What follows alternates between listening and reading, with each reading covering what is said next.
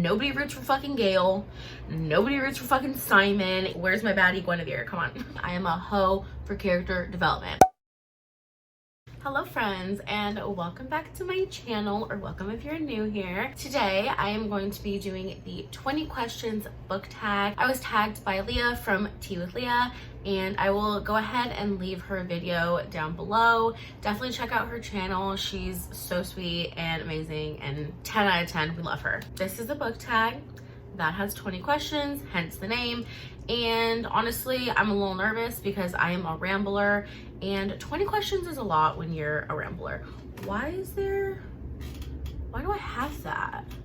Oh no. We're gonna hope that that's better, because big yikes if I have shit all over. Okay, see, already being way too long. Let's just go ahead and get into the questions. Question number 1 is, how many books are too many books for a series? Honestly, I don't think a series should be past, I would say, 4 books. I honestly think 3. Like, I think trilogies really should be it.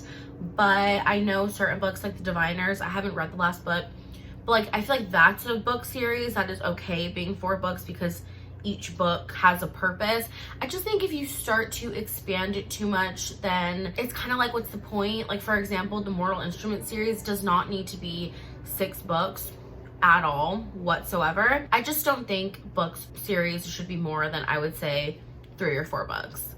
Okay, you're gonna see this light right here thing, okay? It's from my window. It's because the sun is reflecting off someone else's window.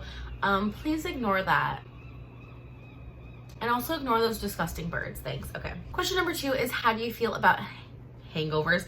Wow, that's embarrassing. How do you feel about cliffhangers? So for me personally, I don't mind a cliffhanger as long as main plot points in the book have been explained and resolved already. I obviously don't mind if there's certain plot points that, you know, go into other books as like an overarching kind of thing, but I need something to be resolved. But at the same time, I don't dislike cliffhangers, because sometimes I don't like it when I'm reading a book series and the book is too neatly wrapped up in the end. Like, for example, I just finished A Court of Thorns and Roses, and if you haven't already seen my reading vlog, I will leave it in the cards somewhere. But I feel like the end of this book is a little bit too nicely tied in a bow. There's some stuff at the end of this book that definitely lend itself to be talked about in the second book and make people want to go read the second book, but personally, I don't think it's enough of a cliffhanger for me to be like, I instantly need to pick up the second book,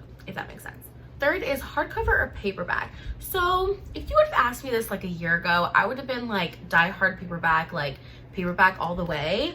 But lately, and you know what, I blame Book of the Month for this, I've actually been finding myself enjoying hardcovers more. I do like hardcovers because obviously they're pretty and they're nice to read because like they're usually pretty big, sturdy, you know, we love that. I like floppy paperbacks, but like, for example, again, A Court of Thorns and Roses, this paperback, I had to literally break the spine because when I was trying to read, it like would only open like this. So I feel like it's a bit difficult to say, but I do enjoy a good paperback as well. And paperbacks are cheaper, to be honest. So actually maybe paperback, because you know, your girl's on a budget. Next question is, your favorite book? And for this one, I have so many favorites, honestly. It's hard to choose one, but most of the time when people ask me, I always say this one because it's just so good. And that is Mystic River by Dennis Lehane. He's the author of Shutter Island, which is a 10 out of 10 amazing book and amazing movie with Leonardo DiCaprio. If you haven't seen it, watch it. I stan that movie. It's amazing. But yes, this is a, I guess, like crime thriller type situation. It's in that vein. This is just so good. It basically just follows the lives of these 3 men, Sean, Jimmy, and Dave, and it follows them as adults after a really tragic incident happened when they were young, where one of them, Dave, ended up getting abducted, and he ends up escaping, but he was like forever changed after that moment. All 3 of them were. And when you are following them, Jimmy's daughter ends up getting murdered, and Sean is the detective on the case. And so all of their lives kind of intertwine again when Jimmy's daughter dies, and the story just kind of follows everything that happens after that. This book is so amazing. But yeah, please read this. It's so good. Next is your least favorite book. And I would probably have to say, without a doubt, Find Me by Andre Osman. I don't know how you say his last name, but it's basically the sequel to Call Me by Your Name. And that book is trash. I gave it 1 star. It's disgusting. It's literally disturbing, awful. Why would you make it a money grab? I hated it. That's that on that. I'm sorry if you liked it, but trash. Trash. Question number 6 is love triangles, yes or no? I would have to say yes if done correctly. I hate love triangles that are like love interest and main girl's best friend. It is so stupid because it's always a situation where the best friend does not say shit until the girl ends up, you know, having feelings for this guy.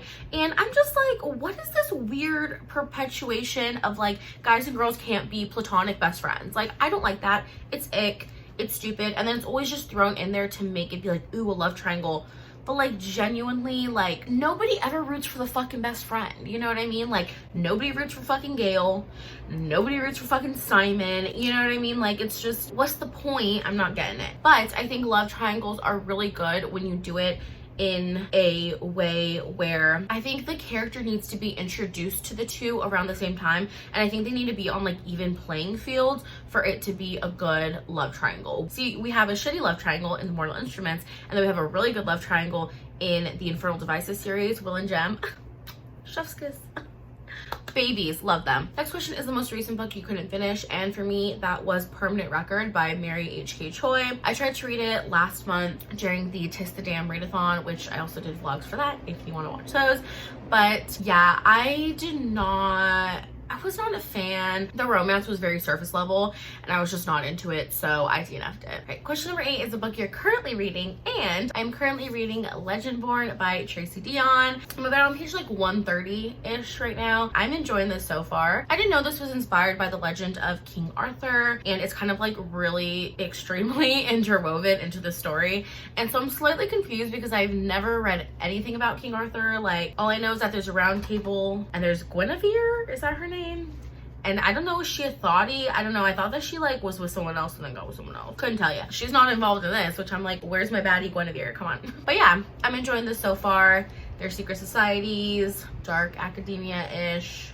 It's a vibe, so love that. A good urban fantasy. Question number 9. The last book you recommended to someone. The last book I recommended to someone, I believe, was I'm Thinking of Ending Things by Ian Reid, which I have it. I just don't feel like going and grab it. I recommended that to my sister like immediately after I finished it because I was shooky. I also read that in a vlog. I will also leave that up. Wow, look at me plugging myself this whole video. 10 out of 10. But yeah, I really enjoyed that book. That book was a mindfuck, so I like was just like, sister, you need to fucking read this. No thoughts, head empty, you know what I mean? So yeah. Question number 10 is the oldest book you've read by publication date. I don't really read old books. Actually, you know what? I think it was The Picture of Dorian Gray, because what was that, like late 1800s? When was Oscar Wilde alive? Couldn't tell ya. First published in 1890. I believe that is the oldest book I've read, The Picture of Dorian Gray, which is by Oscar Wilde. It's a classic. I enjoyed it. I gave 4 stars. Yeah, Dorian Gray is a time. He is a time. Question number 11 is the newest book you've read by publication date, and I believe it is this one. It is People We Meet on Vacation by Emily Henry, and this one I believe is the newest because this one has not come out yet. Yes, May 11th is coming out, so this is definitely the newest one. The sun's doing some weird stuff to my video. Okay, yeah, I gave this book 3 stars. It was fine, not the best thing I read. Yeah, this is a contemporary romance, by the way. Emily Henry. She's also the author of Beach Read, which I haven't read, but I will. But yeah, it was fine. That's all. Question number 12 is your favorite author. And I think I have a hard time saying my favorite author because I don't really know. I kind of read like a variety, so I couldn't really say. But I do have to say, I guess one of my favorites is Riley Sager. Riley Sager, I will literally read anything he comes out with, like, period. I eat his shit up. Honestly, I eat that shit up. Anything he comes out with, I'm like, give it to me. Survive the Night, I'm so ready for it. I think it comes out in like July. I'm like, give it to me. Why is this so bright? Oh my god, it got so bright right now. Fuck, I'm so sorry. But yeah, 10 out of 10. Question number 13, buying books or borrowing books? And I would have to say borrowing books, just because I literally read, I would have to say 80% of what I read is from the library. I just read so much from the library. I listen so much to audiobooks from Libby or Scribd, which I guess that's not really borrowed because I pay for Scribd, it's a subscription, but I get more than my money's worth from Scribd because I listen to audiobooks constantly. Most of the time when I read an ebook or I physically read, I am also listening to the audiobook, just because it helps me consume the story quicker, because when I'm in a physical reading mood, I'll read, and then when I'm not, when I'm doing chores, getting ready, then I just listen to the audiobook. Yeah. Question number 14 is a book you dislike that everyone seems to love. 1000% The Silent Patient by Michael, what the fuck is his name? Michaelides? The Silent Patient. That's it, basically. Yeah, I did not like that book, like, whatsoever. I do not understand the hype of it. I keep saying, but I feel like it makes me seem like I'm like, I'm smart. But like, okay, I got my degree in psychology, and I think I read it when I was still in college, or I think it might have been like right after. So like all of my, you know, psychology content that I learned, it was fresh in my mind. And so reading that book made me feel like the author went on Google, typed in psychology of trauma. What is psychology? And like literally was mansplaining psychology concepts throughout the entire book. And it just really icked me out. Like I did not like the way he was explaining it. I don't know, I just really didn't like it. But I mean, obviously no like tea, no shade. Like if you love that book, I wish I loved it because everyone loves it, and I'm like, what is wrong with me? Like, why don't I like it? But yeah, I definitely just wasn't for me. All right, question 15 is disgusting. It is books or dog ear. If you dog ear your books, love yourself. Why are you dog earing your books? But yeah, clearly bookmarks. Even if you don't have a bookmark, tear a piece of paper or something, use your mail. Do not dog ear your books, please. Question number 16 is a book you can always reread. I don't even think I've ever reread a book. I guess since I haven't really reread books too much, I would probably say like a beloved YA fantasy, I would say is probably a good book to reread, or like a romance, because like that's just cute and fun and like is just really nice. But yeah, I can't really name a specific book because I don't really reread books, or I haven't, at least.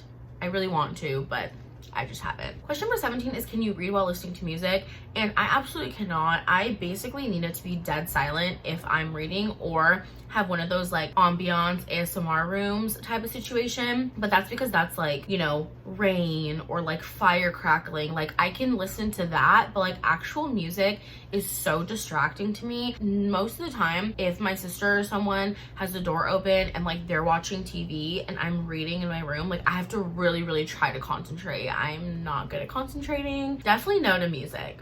Question number 18 is one point of view or multiple, and I have to say multiple. I actually really like multiple POV stories, as well as like dual timeline. We love a good dual timeline. But yes, I would definitely say I really like multiple points of view. I think the only time that can kind of bite you in the ass is if you don't really care about a specific character or where they're at in the story. It can be kind of annoying, but I really like multiple points of view just because I love to understand people's motivations, and I love character development. We've said it before on this channel, say it again with me, I am a hoe for character development. Yeah, we just love it. So anytime I'm able to get more content from characters, like give it to me. So yeah, really love multiple POVs. Question number 19, do you read a book in one sitting or over multiple days? 1000% over multiple days. I don't think I've ever finished a book in one sitting, unless it was like a poetry book. Kind of piggybacking off my listening to music one, like I don't have the attention span to sit there and read a book in one sitting. Yeah, it could never be me. So all right, and last question, last but not least, question 20, who do you tag?